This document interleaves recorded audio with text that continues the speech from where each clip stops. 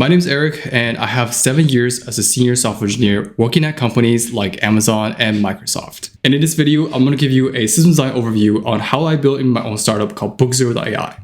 And BookZero.ai is an AI tool that helps business here to manage their receipts and bank statements using AI.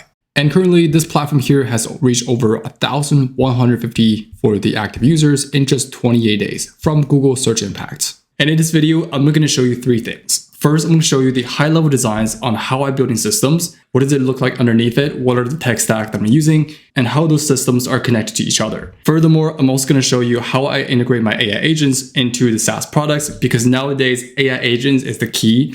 Every SaaS product here is all integrating their AI agents into their SaaS products. So in this video, I'm going to show you my designs on how I integrate it and what are the things that I use. And furthermore, I'm going to show you my development process on how I build in this from scratch. What is my development flow or development process look like? And I'm going to show you the entire roadmap for this. So with that being said, if you're interested for this, let's get into the video.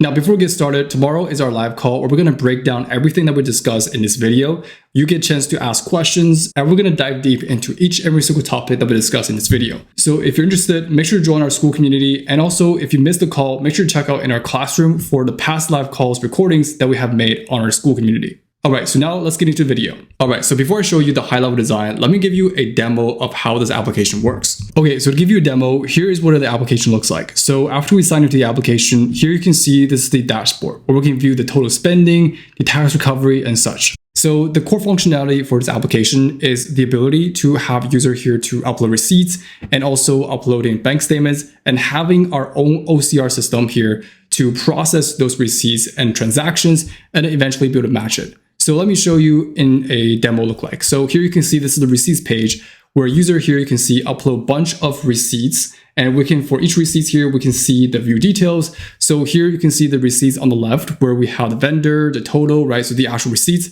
And we're using our own OCR system here to extracting all those informations here, which you can see on the right. So the invoice date, how much, what time is it? So you can see it's actually valid, match exactly what we have on the left. And furthermore, you can see user here can be able to upload the receipts through the uploader here, and also they can be able to upload receipts through Google Drive. So if you have like a single file or a folder of receipts where you can do a batch upload, you can also do it here, right? So it's all connected. And furthermore, you can also do that for transactions. So let's say if you have different bank statements you want to upload, you can also upload here. You can also be able to see all the source files that you have uploaded for bank statements. So from CSV to Google Drive, you can do it here. And the most important part that we need for the system here is the matching system, right? So where we have receipts that are uploaded by business and also the transactions. So what happened here is that we can be able to match them based on the date, the amount, the vendor name, and you can see that the transaction is joined with the right transaction from the receipts. And that's essentially the core functionality. And furthermore, you can see we also have our AI assistant where user now can be able to chat with the AI assistant here or our AI agent to query any information about their expense, right? Their monthly spending by category, the largest receipt, right? So many more. And just to show you an example of our AI chat, you can see that I just asked a question for show me different categories for the spending. And here you can see it pulls the last month spending for the receipts, different categories. And you can see this is the charts. We can also do line charts, bar charts. We can also do a pie chart, right? So you can see all kinds of data visualizations. The AI assistant here can help you to query those information. All right, so now you know exactly the demo of the product. Let me show you the entire system architecture and what it looks like behind the scene. So right here, what you're looking at is the terminal wireframe for the system architecture.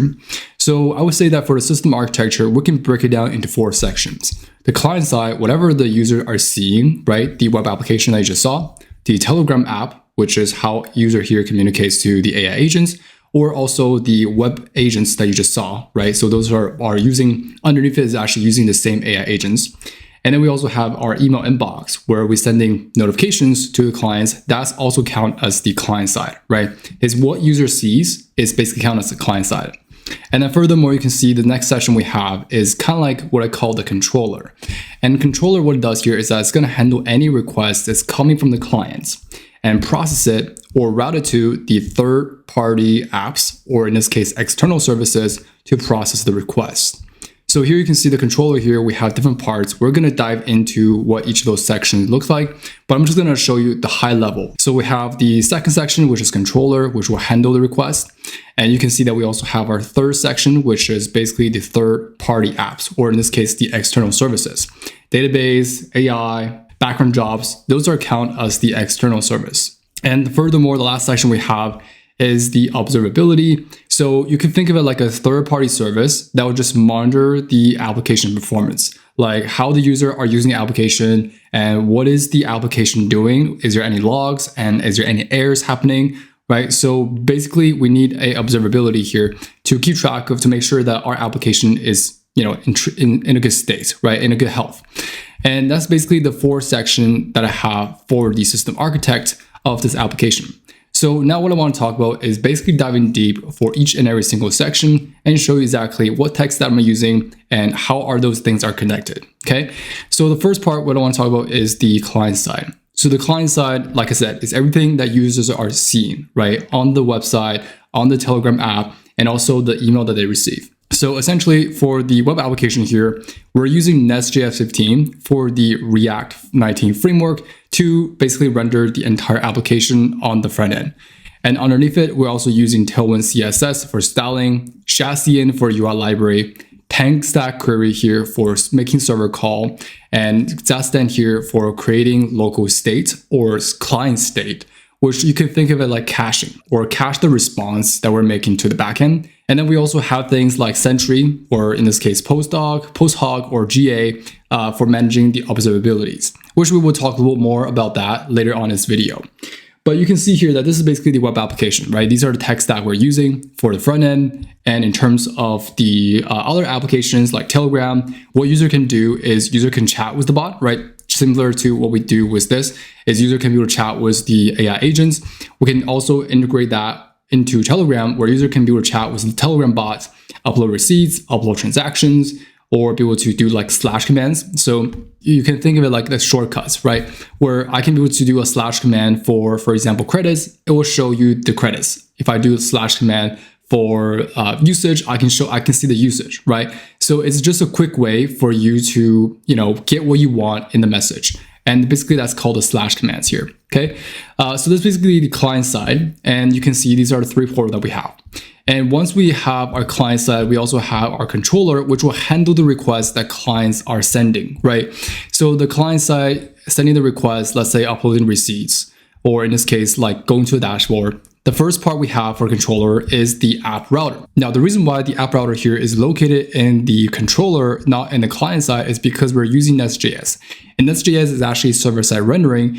So the pages here are actually served in the server side first before they're going to distribute it to the client side. So that's exactly the difference why we actually have the app router here in the server, not on the client. And of course, we want to know the difference between server-side rendering and client-side rendering, and what are some different rendering strategies here that's best fit for your applications, that you can check out this video right here. Okay, so pretty much you can see we have our app routers, and also we have our server actions and the API route handlers. So both of them are handling the API calls. Now, the difference between server actions and route handler here, you can see is that route handler is calling endpoints to external services. And server action here is calling endpoints to the internal services that you have, right? So for example, user try to log in or try to set up the onboarding. And whenever we're making calls to third party or external services like Stripe or Google Drive, you can see that those are basically going to be handled using the route handlers. And that's the basic difference, right? So you can see that we have our receipts, extracting receipts, which are processed using OCR. And we also have our import jobs like emails, cron jobs. Those are all handled using the API route handlers, right? So you can see that those are the two sections we have inside of our controller. And then in terms of the shared libraries, these are the library components that are shared across like these three sections. Like for example, getting the current authenticated user ID. So that's essentially what these things are inside of a controller. So we have our page routers, we have our API endpoints, and we also have our server actions. And then furthermore, the next section we have is basically the third-party apps, or in this case, the external services that we're calling. So quickly, just to go over the main section, we have our database, our authentication, and for that, we're using Subase. And for AI here, we're using OpenAI for the chat agents, and Gemini here for using the OCR. And then in terms of the job processing for background jobs, and essentially what QStash does is whenever we making calls, right, to our API or to like Gemini OCR, sometimes Gemini has rate limiting on how many requests it can do. So by having a queue, right, a serverless messaging and scheduling solution, it essentially going to help you to auto retry, help you to schedule, help you to batch, help you to run requests in parallel, help you to process those requests in a queue order so that we don't have to hit like rate limiting. And if we ever do hit rate limiting, we're also going to use Upstash Redis here to make sure that we do a hot cache for those, right? So that's basically the background jobs. And we're using like a message queue or like a queue to process those jobs asynchronously. And then furthermore, you can see we also have our external service. So we're using Stripe for payment, Resend for email service. And then we also have our Google Drive, which will handle like cloud imports, be able to pull in receipts or PDF from a Google Drive folder.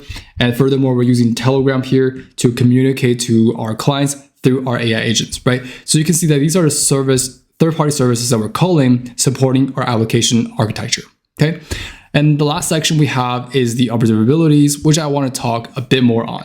So observability, you can think of it like I said, right? So the third-party service that keep track of the application's performance. And one of the services that we use is called Sentry, which is basically monitoring the service errors or logs that we have in our application. For example, if I were to navigate to the Sentry issues, I can be able to see all the issues that are happening inside our application. Any errors we have, any logs we have, we can be able to keep track here. If there's any high severity issues, we can also get a page, or in this case, get notified based on this. We can also see the outage. We can also see the system performance all through the Sentry performance here, okay?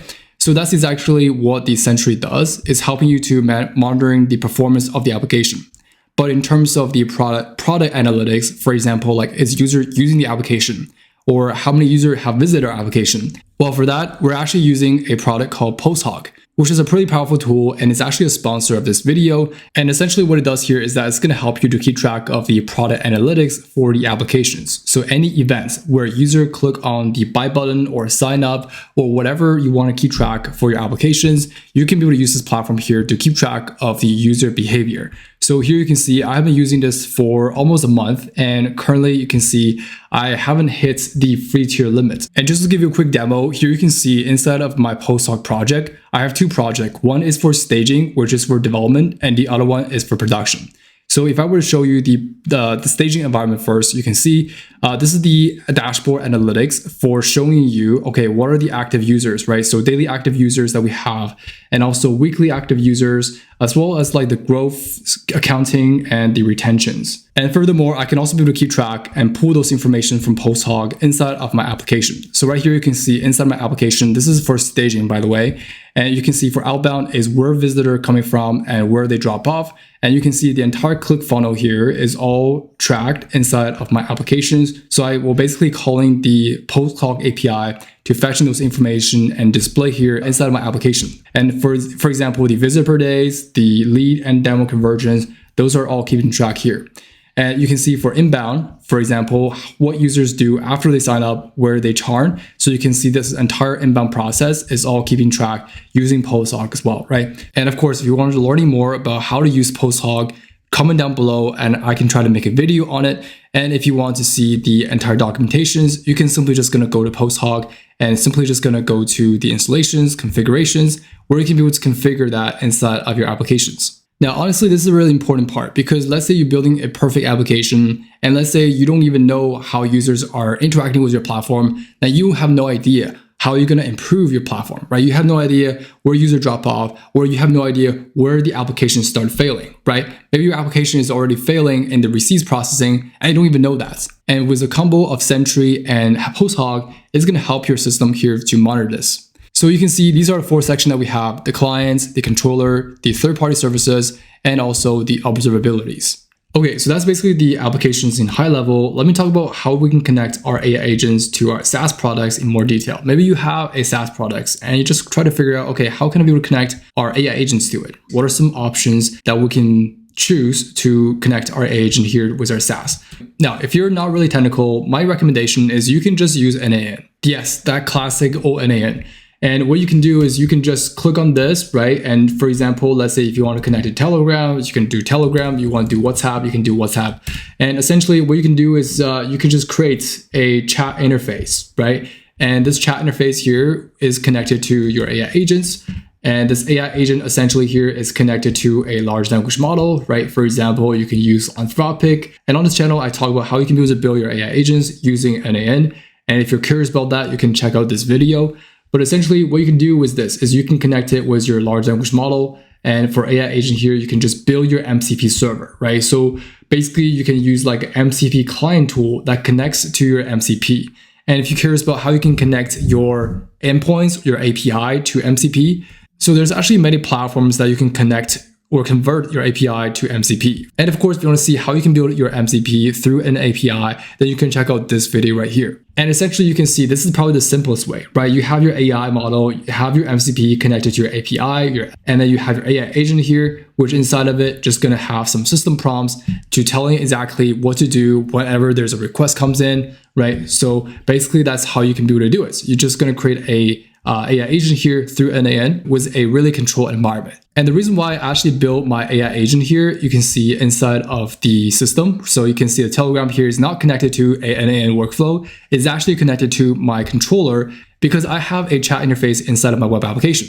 So you can see that this is the web applications. So the AI agent here that Telegram is connected to is the same AI agent connected to inside of my web applications. And this chat interface here is also connected to the same AI agents. And that's why the entire tool calling logic, the chat orchestrator is all reused in both places. And that's the reason why I just built it inside of code. And of course, I can also use Post-Hoc and Sentry here to review and be able to keep track of the user conversation, the quality signals from the chat conversation, right? So how many queries do we have? And basically, what are the top intents? What are the top questions? And what about the sessions that we have, right? How many credits they have? Is there any negative response? We will keep track here. We will look through the sessions and try to have the system here to learn from it and process it overall. So you can see that's exactly what I use to basically connecting my AI agent here to my SaaS products. Okay, so that's basically number 2. And the last process that I want to talk about is my entire dev, or in this case, development process. What is the entire roadmap? How did I learn about this, right? What can you do to start building today? Now, in terms of my workflow, I use Claude Code to building my applications. And essentially the way how I start is creating a spec, creating a plan first on exactly what kind of the system that we're trying to build, what does the high level look like? And then I also using Claude Design to building the entire UI. And if you don't know Claude Design, you can check out this video right here. It's kind of like similar to Figma, but you can actually use AI here to prompt it. You give exactly like this is the wireframe, this is the style we want to use, and it's going to help you to generate the entire UI design, right? The UI wireframe is all designed using the Figma.